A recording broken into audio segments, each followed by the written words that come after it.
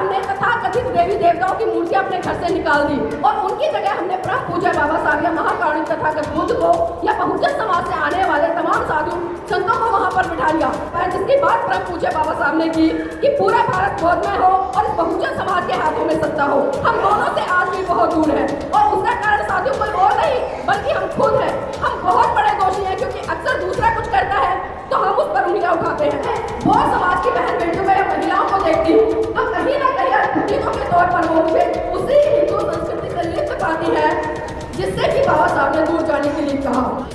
आप मतलब इतने गुलाम हो चुकी है कि आपको अपनी गुलामी का भी एहसास शायद नहीं हो रहा है। क्या बलात्कारी है, क्या प्रताड़न है, क्या इतनी बुरी है कि आप अपना चेहरा भी नहीं दिखा सकते। और एक बात और देखिए, क्योंकि ये घूंघट की लड़ाई ना खासकर महिलाओं में ज्यादा होती है, मैं देखती हूँ। आपके पुरुष साथी कभी आपको ये नहीं कहते कि आप घूंघट कर लीजिए। जब एक लड़की शादी के बाद ससुराल में जाती है ना तो सबसे पहला सवाल उसकी सास का ही होता है ना। वो घूंघट करा देती है और क्या कहती है कि अरे अगर घर की बहू बेटी घूंघट नहीं करेगी तो इज्जत खराब हो जाएगी, यही बोलती है ना। अब एक बात बताइए, अगर घूंघट इज्जत का ही प्रतीक है और आपको इज्जत ही करवानी है तो इन पुरुष साथियों से भी घूंघट करवाए, इज्जत डबल हो जाएगी। बारात लेकर गए तब चेहरा देख लिया और जब बारात लेकर आए रिसेप्शन पार्टी दी तब चेहरा देख लिया। अब ये बताइए कि मान सम्मान या पद प्रतिष्ठा की ऐसी कौन सी बात रह गई कि आप उस घर की बेटी से घूंघट करा रहे हैं।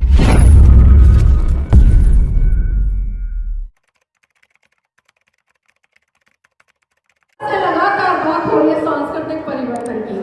आखिर कैसा सांस्कृतिक परिवर्तन, किस लिए सांस्कृतिक परिवर्तन और किस दिशा में सांस्कृतिक परिवर्तन।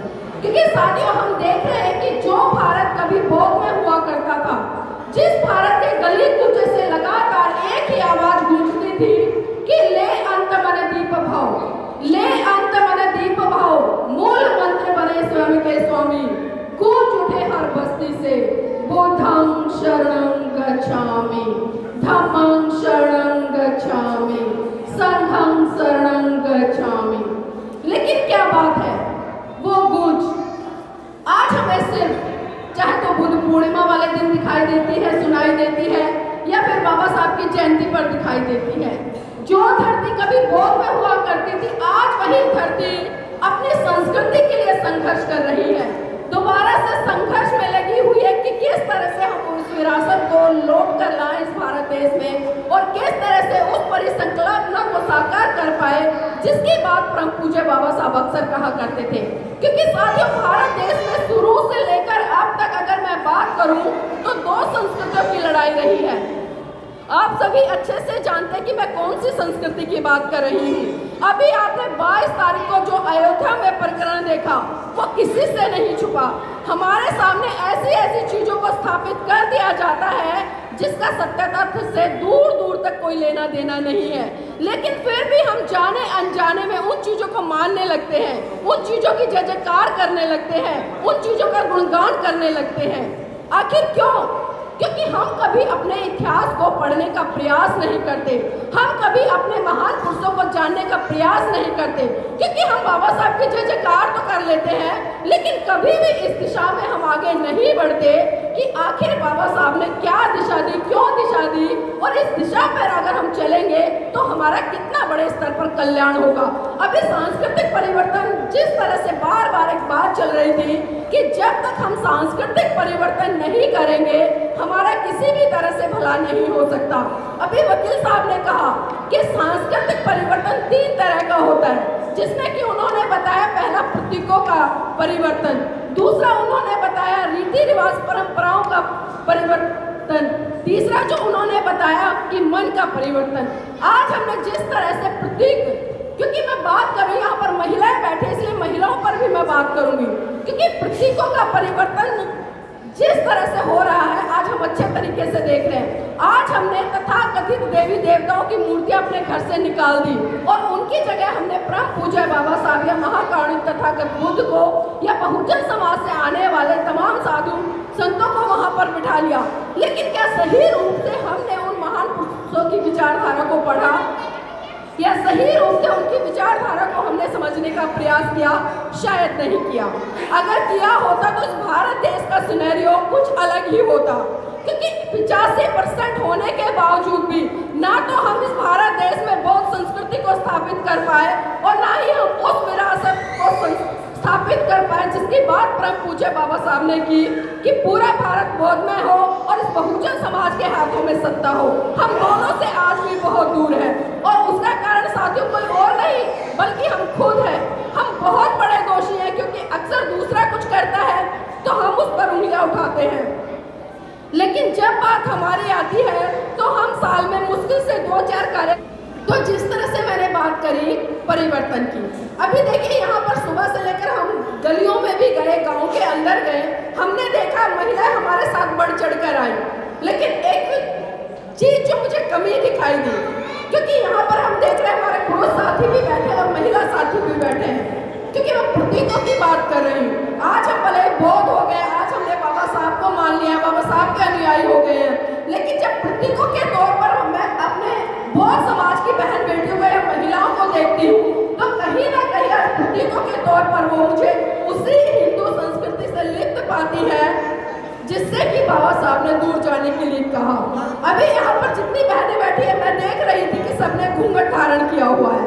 अब ये बताइए कि परम पूज्य बाबा साहब ने जब संविधान में हमें पहला, तो जिस तरह से मैंने यहाँ पर बात की कि मेरी बहनें यहाँ पर घूंघट करके बैठी हैं और परम पूज्य बाबा साहब ने जब संविधान में आपको पहला ही अधिकार समानता का दिया, तो यहाँ पर मेरे पुरुष साथी भी बैठे हैं और मेरी महिला साथी भी बैठी हैं, तो क्या बताइए ये समानता है? आप देख सकते हो कितने स्वतंत्र बैठे हैं और आप महिलाएं घूंघट धारण करके बैठी हैं। क्या ये समानता है? बताइए मुझे, क्या ये समानता है? मुझे लग रहा फर्क नजर नहीं आ रहा है आपको। आप मतलब इतने गुलाम हो चुकी हैं कि आपको अपने गुलामी का भी एहसास शायद नहीं हो रहा है। आपको घूंघट करना अच्छा लगता है? अच्छा लगता है, देखो गर्दन हिला रही है। चलिए मैं आपसे ही पूछ लेती हूँ, घूंघट कौन धारण करता है? जो चेहरा हम छुपाते हैं, कौन लोग छुपाते हैं? कौन छुपाता है चेहरा, पता है किसी को? जिसका चेहरा चाहे तो बहुत बुरा हो, ऐसा ही है ना, चाहे तो आपकी शक्ल ऐसी है कि भाई आप किसी को दिखा नहीं सकते, या फिर आपने कोई गलत काम किया है। आपने अक्सर देखा होगा जब बलात्कारियों को या हत्यारों को या चोर डकैतों को पुलिस पकड़ कर लेकर जाती है तो क्या करते हैं? चेहरा छुपा लेते हैं ना। अब आप खुद बताइए, क्या बलात्कारी है, क्या हत्यारन है, क्या आप इतनी बुरी है कि आप अपना चेहरा भी नहीं दिखा सकते? और एक बात और देखिए, क्योंकि ये घूंघट की लड़ाई ना खासकर महिलाओं में ज्यादा होती है, मैं देखती हूँ। आपके पुरुष साथी कभी आपको ये नहीं कहते कि आप घूंघट कर लीजिए। जब एक लड़की शादी के बाद ससुराल में जाती है ना तो सबसे पहला सवाल उसकी सास का ही होता है ना। वो घूंघट करा देती है और क्या कहती है कि अरे अगर घर की बहू बेटी घूंघट नहीं करेगी तो इज्जत खराब हो जाएगी, यही बोलती है ना।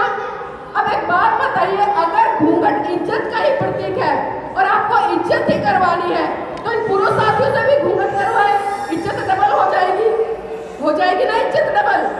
लेकिन हम कभी सोचते ही नहीं है कि हम क्या कर रहे हैं, किस दिशा में कर रहे हैं। और एक बात और देखिए सबसे बड़ी, जब लड़की को देखने जाते हैं सबसे पहले कौन जाता है? कौन जाता है बताइए? घर के जो बड़े बुजुर्ग होते हैं वही तो जाता है ना, चाहे उसमें जेठ हो, ससुर हो या अन्य रिश्ते में लोग हो, वो जाते हैं। लड़की को बड़े अच्छे तरीके से देख कर आएंगे, चलाकर भी दिखाएंगे, उसके सर पे से कपड़ा भी हटाकर देखते हैं, कभी नकली बाल ना लगा रखे हो, गंजी ना हो, देखते हैं ना ऐसा।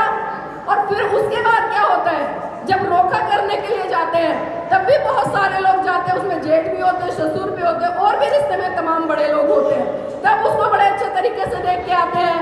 और फिर उसके बाद क्या होता है, जब शादी करने जाते हैं, बारात लेकर जाते हैं तो 300-400 लोगों को लेके जाते हैं ना, 300-400 लोग, तब वहां पर सारे लोग उस बहू का चेहरा देखते हैं ना, घूंघट उखाड़ के उसको बिठा देते, सब देखते हैं। और सबसे बड़ी बात देखिए, जब वो लड़की अपने ससुराल में आ जाती है तो अगले दिन हम एक पार्टी करते हैं जिसको रिसेप्शन बोलते हैं। करते हैं ना, बड़ा सा मंच सजाते हैं, बहू को बड़े सुंदर तरीके से सजाते हैं और फिर पूरे रिश्तेदारों के सामने, पूरे समाज के सामने उसका चेहरा उगाड़ कर स्टेज पे बैठा देते हैं। अब मुझे एक बात बताइए, जब आप लड़की को देखने गए तब आपने उसका चेहरा देख लिया, जब उसके रोके पर गए तब चेहरा देख लिया, जब बारात लेकर गए तब चेहरा देख लिया, और जब बारात लेकर आए रिसेप्शन पार्टी दी तब चेहरा देख लिया। अब ये बताइए कि मान सम्मान या पद प्रतिष्ठा की ऐसी कौन सी बात रह गई कि आप उस घर की बेटी से घूंघट करा रहे हैं? तो ये गलत है ना। अगर घूंघट करने से इज्जत बढ़ती ना मेरी बहनों, मैं आपको बता दूं, आप इतना लंबा घूंघट उखाड़ो, निकालो और उसमें से अच्छी अच्छी गालियां देने लगो, तो बताइए क्या वो मान सम्मान है या वो इज्जत है? और आप घूंघट ना करो, सुबह शाम अपने सास ससुर को समय पर खाना दो, कोई भी बाहर से व्यक्ति आता है उसको चाय पानी दो, खाने के लिए पूछो, वो मान सम्मान है या इतना लंबा घूंघट निकाल कर उसको गालियां देते रहो? अब खुद डिसाइड करो कि आपको लंबा घूंघट निकाल कर गालियां देने वाली बहुएं चाहिए या बिना घूंघट के आपको वो बहुएं चाहिए जो आपका मान सम्मान सत्कार करे और आपको समय पर खाना पानी दे। आप खुद निर्णय ले दीजिए, क्योंकि ये बात खाली मैं आप लोगों के लिए नहीं करी, क्योंकि हमारे दोहरे मापदंड हो गए। जब हम अपनी बेटी की शादी करते हैं तो हम चाहते हैं हमारी बेटी को बहुत अच्छा ससुराल मिले, वो बड़े अच्छे से रहे, हमारी बेटी किसी से घूंघट ना करे, हमारी बेटी किसी परंपरा में ना बंधे, चाहते हैं ना हमारी बेटी हमारे दामाद के साथ घूमने जाए। लेकिन जब हम अपनी पुत्र वधू लाते तो हमारे मापदंड बिल्कुल बदल जाते हैं। तो क्या बताइए, ऐसे में हम बौद्ध बन सकते हैं? भाई जो बौद्ध है वो तो समानता की बात करता है, आपको बराबरी का अधिकार देता है, लेकिन क्या ये बराबरी है? नहीं है।